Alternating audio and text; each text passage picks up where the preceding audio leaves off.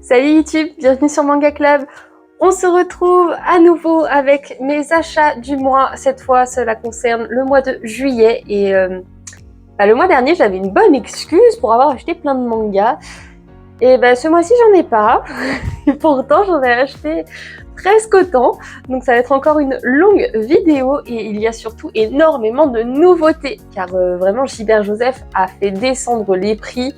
Mais à un point fou, quoi. Il y a certains tomes, j'ai pu les avoir à 1,60 €. Je peux vous dire que j'ai craqué sur plein de choses. Donc, eh bien, c'est parti. Je vous présente ça tout de suite. On commence comme d'habitude avec mes achats classiques. Et tout d'abord, j'ai réussi à trouver les tomes 10, 11, 12 de Tokyo Ghoul Re. Donc, ces deux-là, j'ai réussi aussi à les trouver au Gilbert Joseph de Toulouse. J'en étais extrêmement contente parce que, ils sont assez difficiles à trouver, les Tokyo Ghoul Re. Passer le tome 6, généralement, ça commence à devenir compliqué, donc j'avance doucement mais sûrement, et puis j'ai trop hâte d'avoir tous les tomes en ma possession pour pouvoir tout me relire, parce que franchement Tokyo Ghoul en manga c'est de la folie, donc hâte de me refaire tout ça. Gros achat Fairy Tail également, avec les tomes 39 et 38 qui étaient un petit trou que j'avais dans ma collection, et surtout j'ai réussi à trouver le tome 59 à 63, donc toute la fin de la série. Donc ça, j'en suis extrêmement contente, et du coup maintenant il me manque plus que 12 tomes pour que ce soit complet. Il me semble que c'est entre les tomes, alors du coup forcément 58 et 47 je crois, un truc comme ça. Mais du coup, j'avance doucement mais sûrement, et je pense que d'ici la fin de l'année, cette série sera complète. 2 petits tomes de Bleach, parce qu'il faut avancer, hein, voilà, donc le tome 46 et le tome 47. J'ai hâte, parce qu'en fait, en gros, le tome 48 clôture l'arc avec Aizen, avec l'arc des Arrancars. Donc ça, c'est vraiment une partie que j'adore beaucoup. Mais après, il faudra que je continue la suite aussi, tranquillement.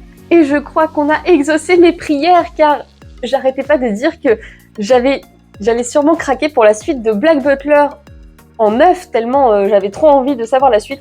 Et j'ai réussi à tous les trouver en occasion, encore une fois, sur Gilbert Joseph, donc du tome 23 au tome 29. Il ne me manque plus que 3 tomes pour être à jour, donc autant vous dire que je suis trop contente de lire cette suite. Franchement, j'aime beaucoup trop cette série. Par contre, je n'aime pas lire un tome de temps en temps. Quand je me mets dans l'univers de Black Butler, je binge-watch tout. Je me fais un marathon de lecture Black Butler, et c'est juste beaucoup trop bien. Donc surtout que je me suis fait spoil sur certaines choses, donc je sais qu'il va y avoir des dingueries dans les prochains tomes, donc je suis trop contente. Et petite news, je pense que si vous suivez le monde du manga, vous êtes au courant, mais animé Black Butler 2024 confirmé, une nouvelle saison. J'espère que ça va adopter l'arc qui est en Allemagne, ce serait vraiment super cool, mais on ne sait pas encore sur quoi ça va être, donc il faut être patient. Ensuite, on passe aux séries que j'ai complétées un peu par-ci, par-là. Tout d'abord, j'ai pris le tome 2 de Just Not Married, ce qui fait que j'ai enfin pu lire la série, et elle est juste incroyable. C'est une douceur absolue, franchement, c'est un tranche de vie sur une romance adulte, et c'est juste trop bien. Je vous invite à aller sur mon compte Instagram, parce que je pense que je vais en faire une review si cela vous intéresse. Donc Manga Club 10, exactement comme ma chaîne. En tout cas, très bon manga. J'ai pris aussi un petit tome 3 de Assassination Classroom, parce que pourquoi pas. J'essaye d'acheter au moins un tome par mois à mon copain dans ces séries, et pour le coup, comme Assassination Classroom est l'une des seules séries qu'on a en commun, du coup c'est elle que j'ai tendance à privilégier, même si je sais qu'il adore Death Note, et qu'un jour il faudrait que je me le lise, Death Note, parce que je sais que c'est quand même un pilier dans le monde du manga, donc il faudra que je me penche dessus un jour. Et un petit one shot qui est My Capricorn Friends, et c'est assez cool, franchement j'ai bien aimé. Il y a une petite touche de surnaturel, et j'ai beaucoup aimé aussi la morale de l'histoire et comment ça s'est fini. Franchement, c'est un très bon one shot. Mais un jour, je vous ferai une vidéo sur tous les one shots que je possède. Et pour ça, il faut que j'ai du temps, et c'est pas ce que j'ai le plus. Mais en tout cas, très bon one shot. Ensuite, j'ai acheté le tome 3, 4 et 9 de Horimiya, parce que j'avais adoré le pack découverte et j'avais vraiment envie de savoir la suite. Du coup, j'ai lu jusqu'au tome 4, et j'ai réussi à trouver le tome 9 en occasion, un peu par hasard, et je me suis dit, comme je sais que c'est sûr que ça va être une série que je vais continuer, je me suis dit autant me le prendre tout de suite, comme ça avance. Et franchement, c'est une petite série très cool, très feel good, que j'aime beaucoup. Au début du mois de juillet, on a été gâtés également par le retour de séries comme Black Butler qui sont très difficilement trouvables et du coup j'ai réussi à mettre la main sur le tome 11, le tome 12 et le tome 14 et ça c'est super cool parce que franchement ils sont tellement durs à trouver. J'étais un peu dégoûtée parce que je sais que l'intégralité était sortie sur Gilbert Joseph, j'avais mis les alertes et j'avais très envie de tous les prendre, mais le temps que je les mette dans le panier, comme d'habitude, ça a disparu. Mais bon, c'est toujours 3 sur lesquels j'ai réussi à mettre la main. Donc j'avance doucement, mais sûrement. Franchement, je pense que je vais réussir à terminer cette série dans pas si longtemps que ça. Je me suis pris les tomes 3, 4 et 5 de Shiruran parce que pareil, mon pack découverte m'avait vachement plu et ça sort tellement de ce que j'ai l'habitude de lire que voilà, j'ai hâte de me pencher sur la suite. Je crois qu'actuellement, ils sont au tome 14, si je me trompe pas. Donc je suis pas encore sûre que ça va totalement me convaincre parce que j'avais la possibilité d'acheter jusqu'au tome 9 et je me suis dit va déjà jusqu'aux 5 premiers tomes pour te faire un avis, après tu verras, même si j'ai beaucoup aimé la lecture. Mais à voir ce que ça va te donner la suite. Je me suis pris également les tomes 4 et 5 de l'Éden des sorcières et ça je suis un petit peu dégoûtée parce qu'il me manque le tome 3 et du coup pour l'instant je ne peux pas les lire, mais il faut absolument que j'aille m'acheter le tome 3. Je ne le trouve pas en occasion donc je pense que je vais finir par me l'acheter en neuf histoire que je puisse terminer cette série et me mettre à jour. Après j'ai le temps parce que je crois que le tome 6 sort en décembre donc c'est pas non plus super pressé, mais bon c'est frustrant quand il manque un seul tome pour pouvoir te lire toute la suite.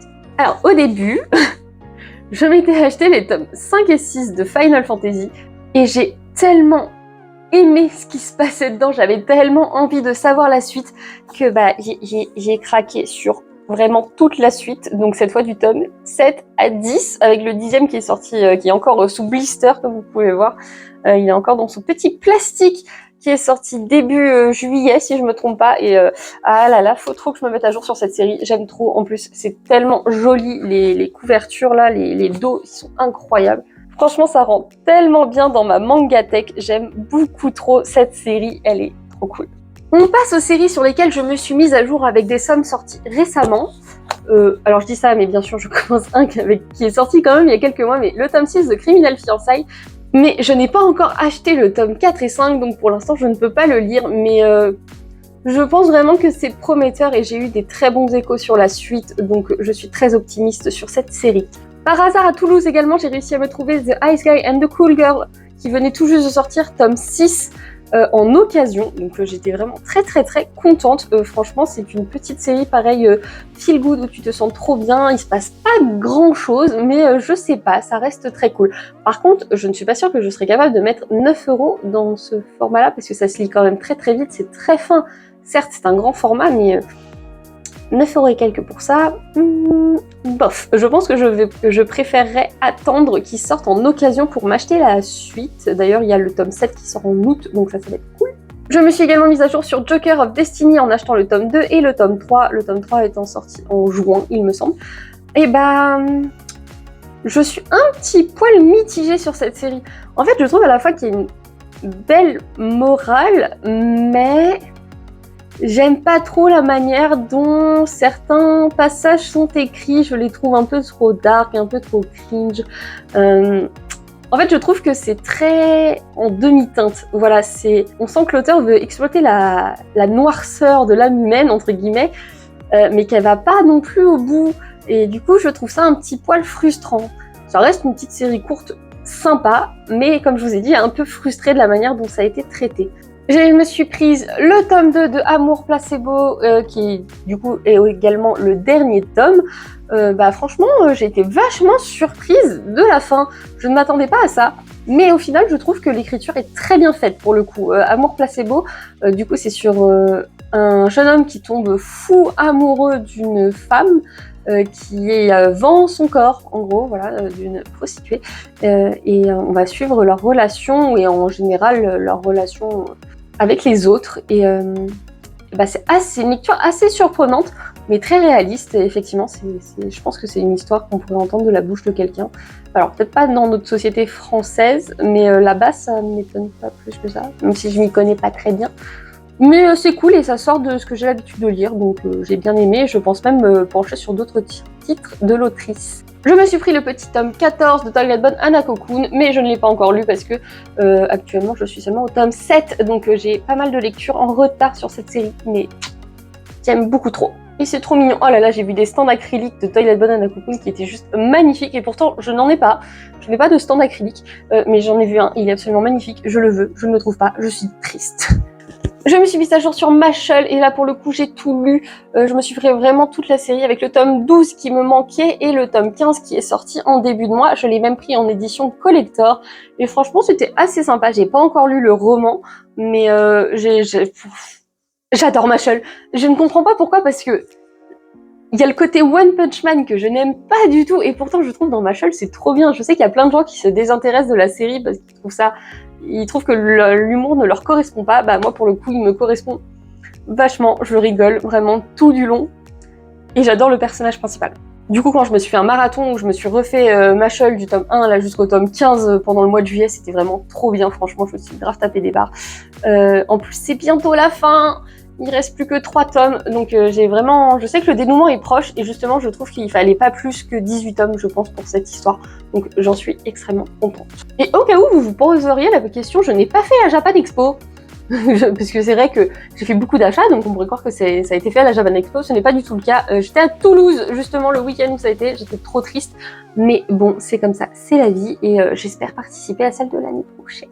Je me suis également prise le tome 8 de Frieren, mais il faut encore que j'achète le tome 5, 6 et 7 pour me mettre à jour, mais je me suis dit, j'ai trouvé en occasion et je me suis dit, oh bah autant le prendre parce que pareil, c'est une série que je suis sûre de continuer. Je me suis pris le tome 4 de Flair Livium, sorti en juin, même si je ne sais pas quel avenir cette série va avoir, parce que le studio H2T a disparu, est devenu la nouvelle Hydre, mais je ne sais pas s'ils ont repris tous les titres de H2T ou pas. D'ailleurs, il y a certaines séries qui du coup ont eu le droit à des rééditions. Flair Livium n'en faisait pas partie, donc je ne sais pas trop ce qui va advenir de cette série. Je me suis pris le tome 7 de Cold Game, et il faut absolument que je me redise tout parce que j'aime trop cette série, je la trouve absolument trop sympa.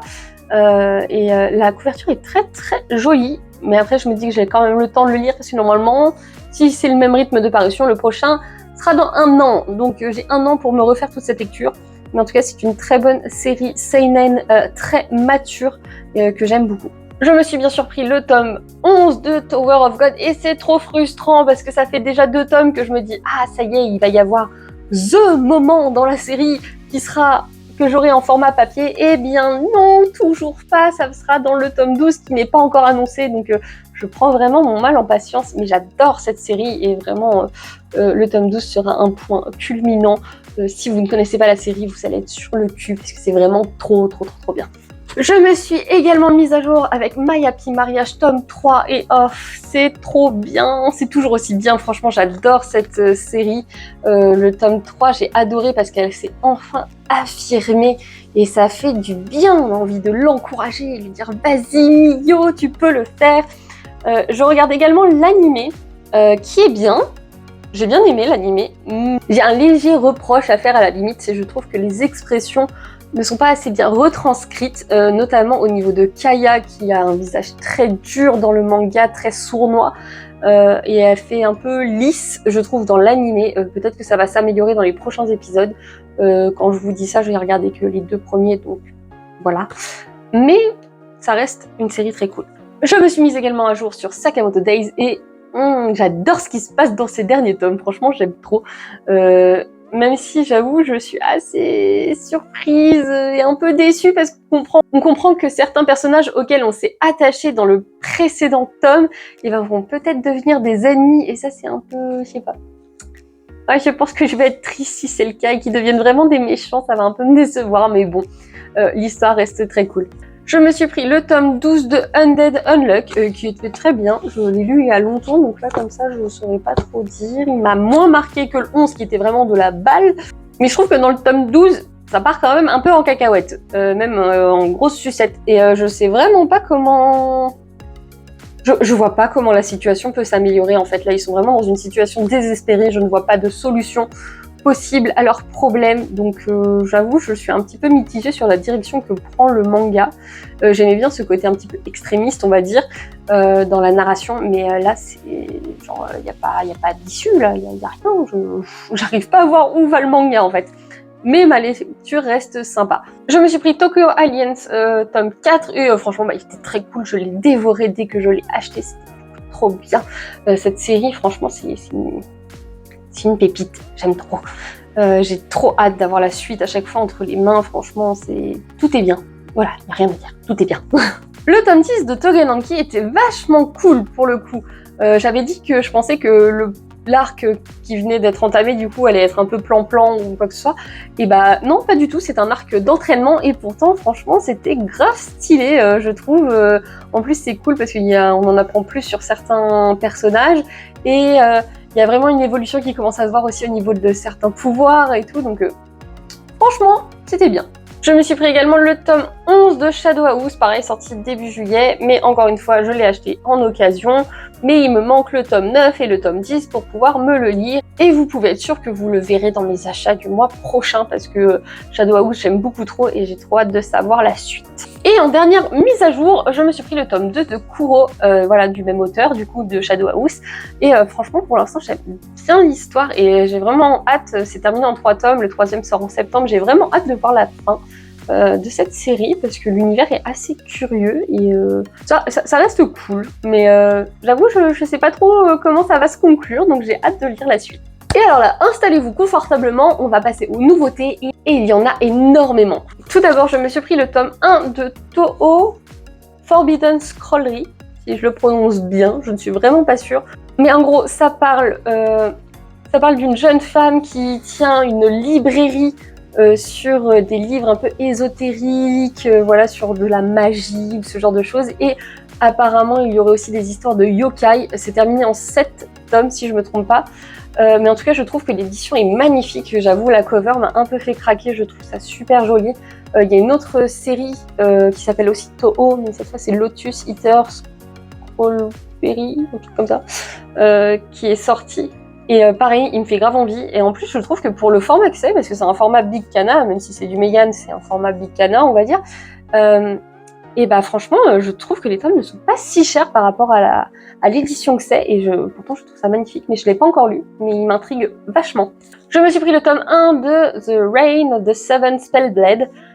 Et pour le coup, bah ça m'a pas du tout plu. Et c'est rare que dès le premier tome, je dise « Ah non, ça c'est sûr, je vais pas continuer ».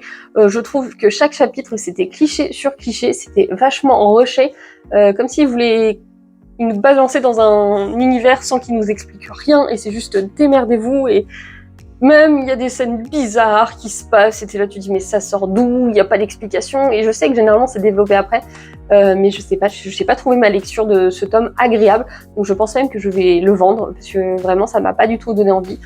Peut-être que je me pencherai sur l'animé, mais j'en ai déjà tellement plein à regarder que c'est vraiment pas dans mes priorités. Mais n'hésitez pas à me dire ce que vous en avez pensé, vous, de cette série, et si ça vaut le coup de la continuer, parce que vraiment, sur le moment, j'étais grave déçue.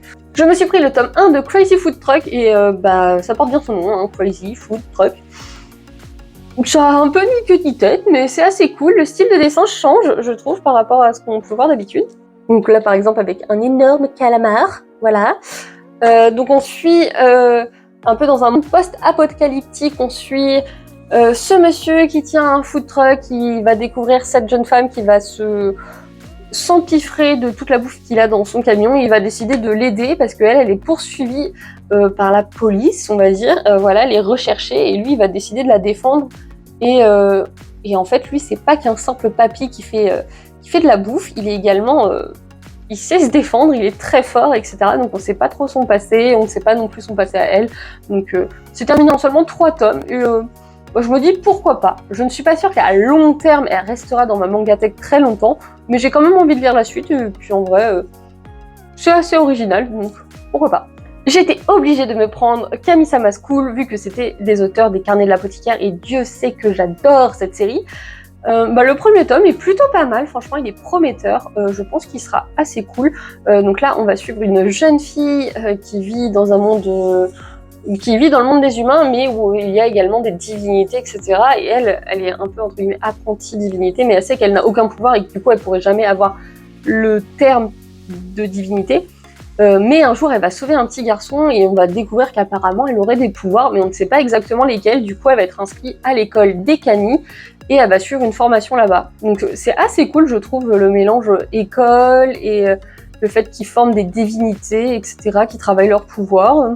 Et il y a un bon mood, je trouve, entre les différents personnages qu'on rencontre, etc. Les amitiés se font, c'est fluide. Donc j'aime bien. Je me suis pris le tome 1 de Bibliophile Princess, et je ne pensais pas l'acheter au début, je trouvais ça un peu gnangnan, etc. Et j'ai lu le chapitre qui était en découverte, que Nobi avait mis en ligne, et au final, ça m'a bien plu. De temps en temps, ça fait du bien, un truc un peu gnangnan, où t'as pas besoin de réfléchir, et c'est juste mignon et cool, et ça se lit bien, et c'est exactement ce qui se passe avec cette série. Et j'espère pas qu'elle sera trop longue, parce que sinon je pense que ça me saoulera au bout d'un moment, mais là, si elle fait une dizaine de genre 7-8 tomes, ce serait cool, je pense. Et ce qui est assez rigolo, je trouve, c'est que ça a une très grosse vibe webtoon, alors que c'est vraiment vendu en manga classique. Je ne sais pas si de base c'était un webtoon ou pas, mais je trouve vraiment qu'on retrouve ce côté avec princesse, voilà, elle se retrouve la fiancée du prince ou de l'empereur, je sais plus. Mais c'est juste une fiancée de façade pour que les autres le laissent tranquille. Et elle, comme ça, elle a juste accès à la bibliothèque du palais et elle est trop contente. Et d'un coup, sa position, elle est menacée par une autre prétendante, etc. Donc je sais pas trop où ça va aller, mais le premier tome était très agréable. Je me suis pris le Château solitaire dans le miroir, et ça, pour le coup, j'ai beaucoup aimé ma lecture. Je l'ai lu aujourd'hui, donc c'est très frais dans ma mémoire. Alors là, pour le coup, on va parler, ça va être des sujets un peu durs, on va parler de harcèlement, etc. Et en gros, c'est une jeune fille qui va être appelée par ce personnage mystérieux qui est Mademoiselle Lou, qui, grâce à des miroirs, elle va faire se rencontrer 7 collégiens qui ne vont pas à l'école dans ce manoir, et il faut qu'ils trouvent une clé, et cette clé exaucera le vœu d'un des 7 enfants. Donc ils sont tous, à la fois ils s'entraident pour ça, et à la fois ils sont tous en compétition. Et du coup, sur le premier tome, on va plus suivre leurs rencontres, voir les interactions qu'ils ont entre eux. Pour l'instant, il n'y a pas trop de chasse à la clé qui est mise en avant, même si je suppose qu'au bout d'un moment, va forcément y avoir cette intrigue. Mais en tout cas, la lecture du tome 1 était vraiment géniale, et je trouve le sujet du harcèlement est bien traité pour l'instant, à voir ce que ça va être après. C'est une série courte, je crois qu'il y a 5 tomes max, peut-être 4, je sais plus. Donc je pense que c'est très prometteur et que c'est très cool. Je me suis pris J.K. Haru, Sex Worker in Another World. Je ne l'ai pas encore lu pour le coup, donc je ne peux pas vous en dire grand chose, mais j'en ai entendu beaucoup de bien. C'est une jeune femme qui est envoyée dans un autre monde apparemment, et où c'est un monde très machiste. Les droits de la femme ne sont pas du tout évolués, et du coup elle, le seul moyen qu'elle va réussir à se faire de l'argent, je crois que ça va être en travaillant, du coup en vendant son corps, et du coup on va suivre son histoire, et je trouve ça assez original, donc j'ai hâte de voir ce que ça donne. Je crois que le rythme de parution est assez lent, donc à voir ce que ça donne. Je crois qu'il y a 5 tomes actuellement de sortie, avec le 5e qui est sorti fin juillet. Donc j'espère que ça va me plaire. Je me suis pris le tome 1 de Ocean Rush, et j'ai également acheté le tome 2, mais je ne l'ai pas en ma possession actuellement. Franchement, le tome 1 m'a mis dans un mood incroyable. J'étais trop contente quand j'ai reposé ce manga. Je trouvais ça tellement cool, l'histoire de cette grand-mère retraitée, veuve, qui un peu se fait chier, et qui rencontre ce jeune homme qui lui dit, qui la pousse à un peu réaliser ses rêves, et du coup elle se réinscrit à la fac pour étudier le cinéma, et je trouvais ça vraiment trop bien. Et dans le tome 2, j'étais un petit peu déçue, parce qu'en fait on suit beaucoup tous ces questionnements, on va dire, voilà, elle se pose plein de questions du fait de son âge, de ce qu'elle est en train de faire, etc. Et du coup on est beaucoup dans les doutes. C'était cool, mais j'ai préféré la lecture du tome 1 pour l'instant, donc je vais voir ce que ça donne la suite, parce que le tome 2 du coup m'a fait un peu me dire « Ah, dommage, à voir ». Je me suis pris le tome 1 de Tunnel to Summers, et pour le coup, oui, j'en ai entendu parler vraiment partout, et je comprends pourquoi. Je trouve qu'il se passe pas grand chose dans ce tome 1, mais les bases sont bien posées, et on est tout de suite happé par l'histoire. Franchement, généralement, je mets un aller-retour de train pour lire un manga en entier. Lui, je l'ai lu que en un aller. En fait, je dis ça, mais je me rends compte que j'avais un problème de train et que je suis restée en gare pendant 20 minutes. Donc en fait, non, ça paraît logique. Bon, laissez tomber. Mais en tout cas, il se lit très bien. Donc franchement, j'ai hâte de voir ce que ça va donner en seulement 4 tomes. En fait, le premier protagoniste, ils en parlent, on rentre bien un peu dans son passé, sa mentalité, etc. Et du coup, il y a cette fille, je pense, qui est la nouvelle qui arrive sur leur petite île, qui est très mystérieuse, donc j'espère vraiment qu'on va vite en apprendre un peu plus sur elle et sur les enjeux. qu'elle a. Mais en tout cas, très bon manga. Alors celui-là, je ne l'ai pas encore lu, mais c'est Polaris Will Never Be Gone, qui est une série terminée en 3 tomes, donc une petite série courte. Et de ce que j'ai compris, en gros, c'est une fan, son idol préféré meurt et elle décide que les gens ne doivent pas l'oublier et elle va la remplacer. Je ne sais pas exactement ce qui se passe. Voilà, c'est juste le feeling que j'en ai et de ce que j'ai entendu, de ce que j'ai lu et entendu. De base, c'est pas quelque chose qui m'aurait attiré, mais j'espère que le côté psychologique sera cool et de voir voilà, vraiment comment le personnage principal en est venu à se dire ça. Surtout que nous, en France, on n'a pas du tout ce truc d'idol. On est quand même beaucoup moins dans la fan attitude, on va dire, que les Japonais peuvent avoir. Donc franchement, je suis curieuse de ce que ce manga va donner. Ensuite, je me suis pris le tome 1 et 2 de Partner 2.0, mais je les ai pas encore lus non plus, ils sont encore sous plastique les deux. Je sais pas si ça se voit. Mais ouais, pareil, le synopsis me donnait envie. En ce moment, j'ai vachement envie de plus de relations matures, adultes, etc. Sûrement parce que je suis moi-même une jeune adulte, donc ça paraît logique. Donc même si je lis des trucs très gnangnans, style bibliophile princesse, et j'ai envie de temps en temps de trucs un peu plus matures. Donc j'ai hâte de voir ce que ça donne, parce que pour l'instant j'ai vu des avis très mitigés sur le manga, certains qui disent qu'ils adorent, qu'ils sont fans, et d'autres qui disent que c'est juste pas pour eux et qu'ils sont pas convaincus. Donc maintenant il faut que je me fasse mon propre avis. Pareil, en romance un peu mature, je suis tombée sur Kowloon Generic Romance. Alors pour le coup, le tome 1, j'étais en mode ouais, ok, c'est bizarre, mais ça passe. Et le tome 2 m'a complètement happée. Donc faut vraiment que je lise la suite. Actuellement, je crois qu'il y a 7 tomes de sortie. Et du coup, pour l'histoire, on suit une jeune femme et un jeune homme qui travaillent dans une agence immobilière dans la ville de Kowloon, qui est une sorte de Shanghai, j'ai l'impression, où en gros, il y a à la fois des bâtiments très anciens et beaucoup de modernité. C'est extrêmement pollué, je crois, comme ville, mais en même temps, toutes les villes sont polluées. J'ai cru comprendre, c'est un peu dans le futur. Et on va suivre, en fait, vraiment deux points de vue différents. Voilà, celle de la jeune fille qui adore tout ce qui est très récent, tout ce qui est très neuf, etc.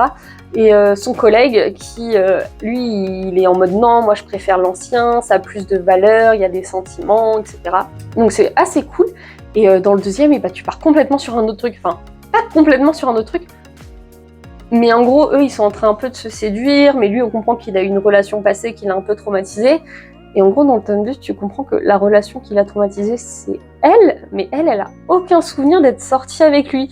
Et du coup, je trouve que la vibe est assez bizarre, mais du coup, j'ai grave envie de voir où ça va. C'est de l'autrice d'Après la pluie que j'avais absolument adoré. Du coup, ça fait bizarre déjà de voir son style graphique sur des gens beaucoup plus matures, vu qu'avant on suit plutôt une lycéenne.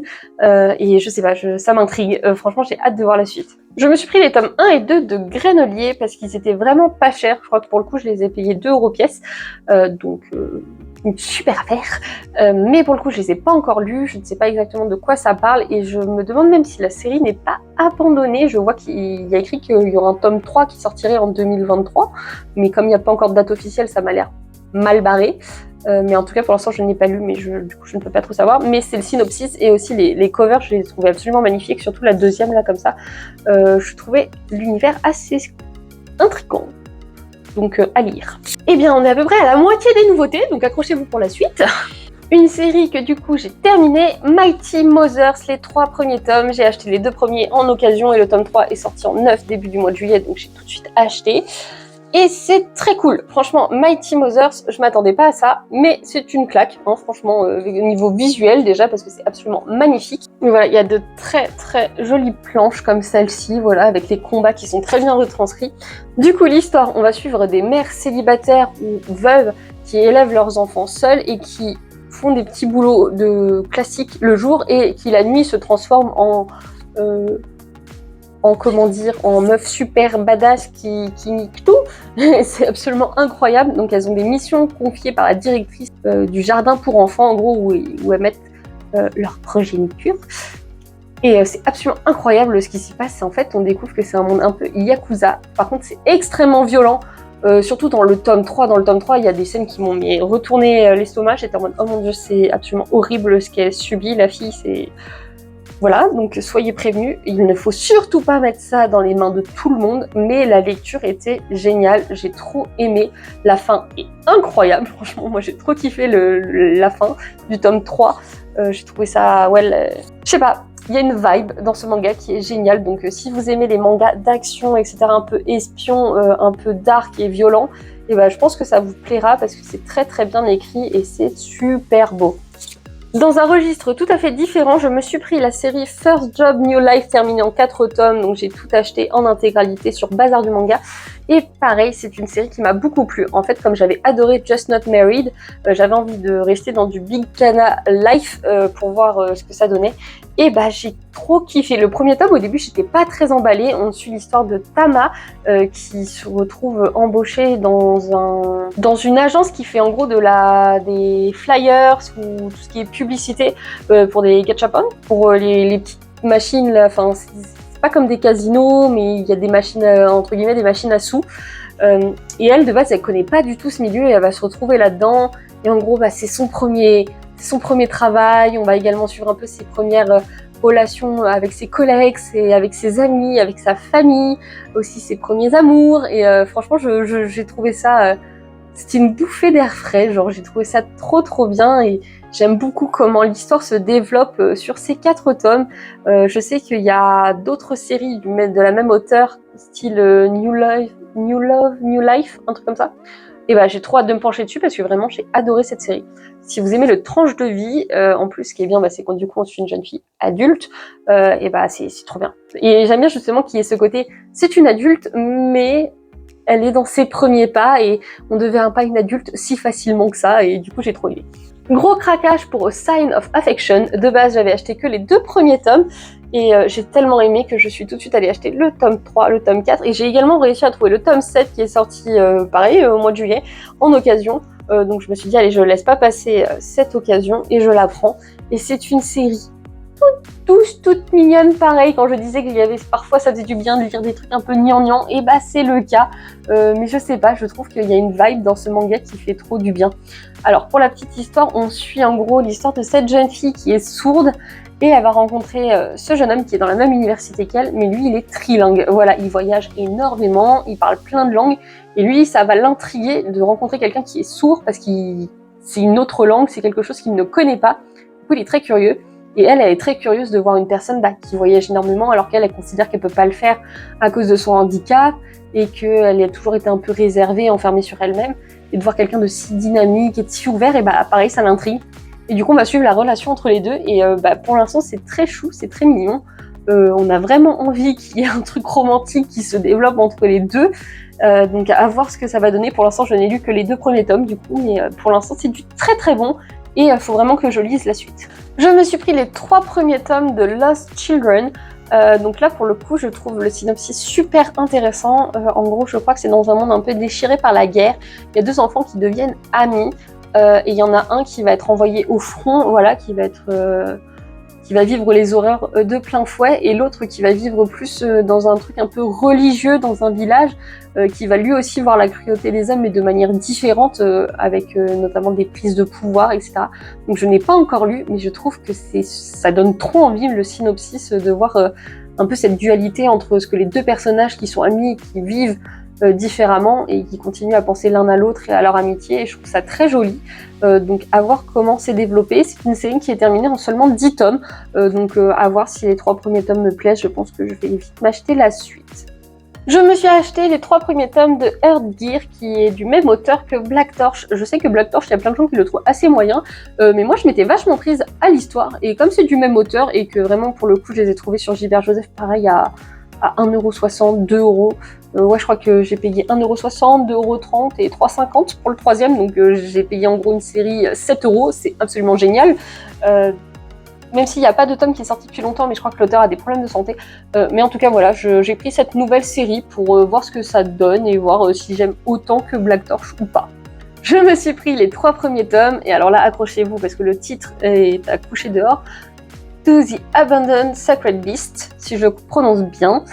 Et là, en gros, on suit un monde où il y a eu la guerre, et pour pouvoir prendre le dessus, il y a en gros des expérimentations qui ont été faites sur les humains qui ont pu en transformer certains en bêtes, voilà, qui sont devenus des énormes bêtes et chacun avec des propriétés différentes. Mais grâce à ça, ils ont pu gagner la guerre, sauf que quand il y a eu la fin de la guerre, ils pouvaient plus se retransformer en humains.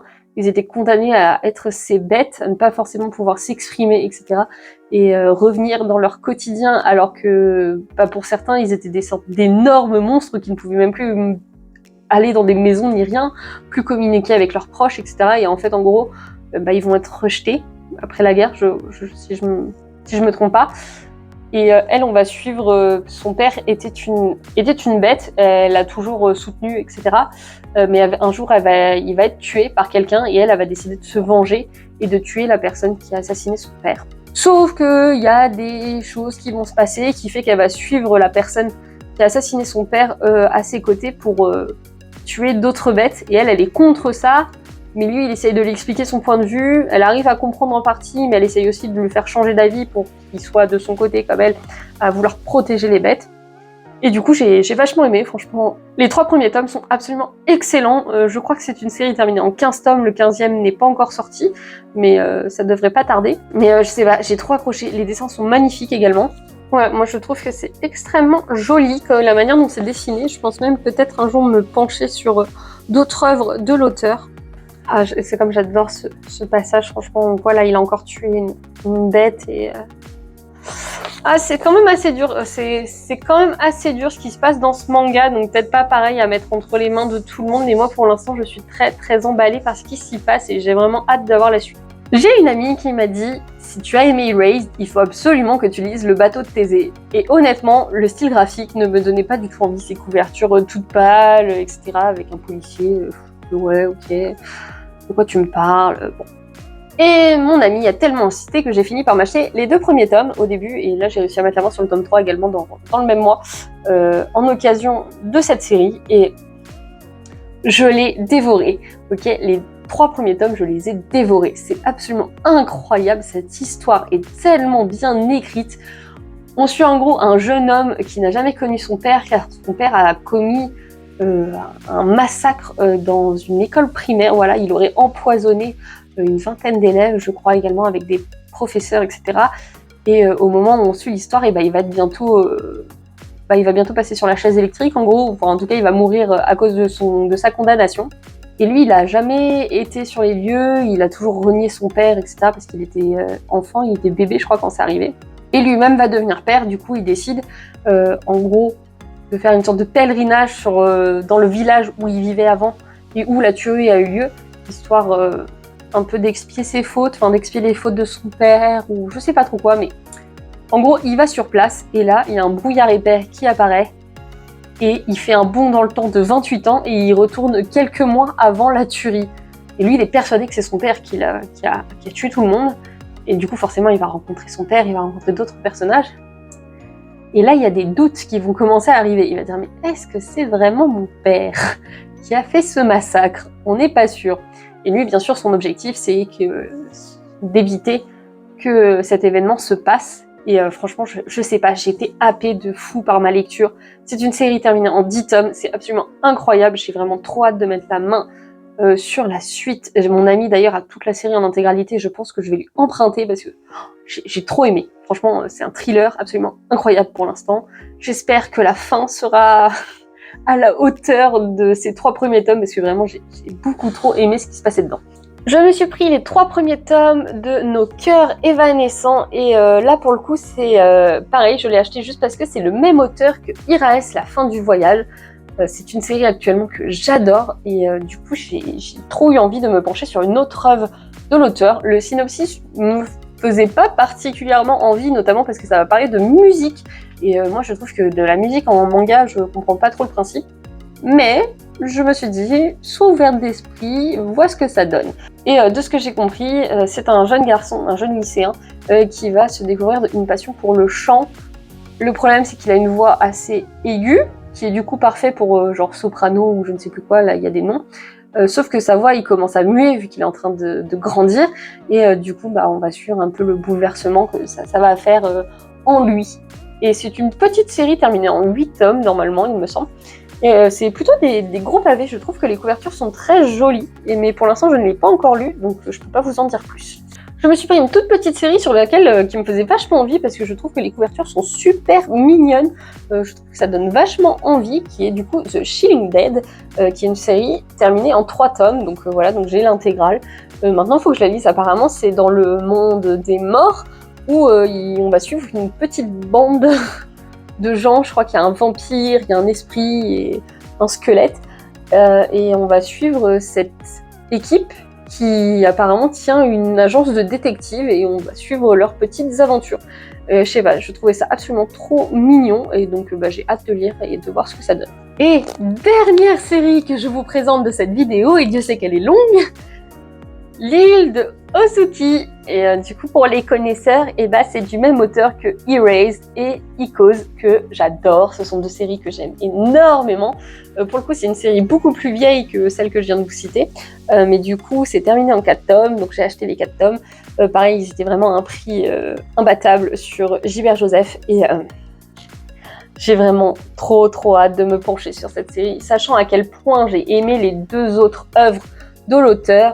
Et j'espère vraiment que celle-là me plaira tout autant. C'est toujours dans le même style, un peu glauque, un peu surnaturel, mais sans que ce soit trop surnaturel. Donc, à voir ce que ça donne. Je crois qu'il y a également une autre série qui est sortie en France qui s'appelle Le Berceau des Esprits, que je pense que j'achèterai également parce que j'aime beaucoup trop cet auteur.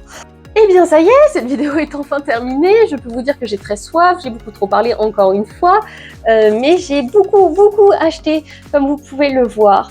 Je suis extrêmement contente d'acheter autant de mangas, mais du coup j'achète beaucoup plus vite que ce que j'ai le temps de lire, surtout que je n'ai pas eu de vacances cet été et j'en ai pas de prévu, donc j'ai pas j'ai pas le temps. J'ai pas le temps de lire et c'est horrible parce que tout me fait envie et je n'avance pas. J'avais réussi à passer en dessous de la barre des 300 tomes dans ma pile à lire et là je suis remontée à 340 et quelques. C'est un enfer, mais un jour je me mettrai à jour, hein. J'espère en tout cas.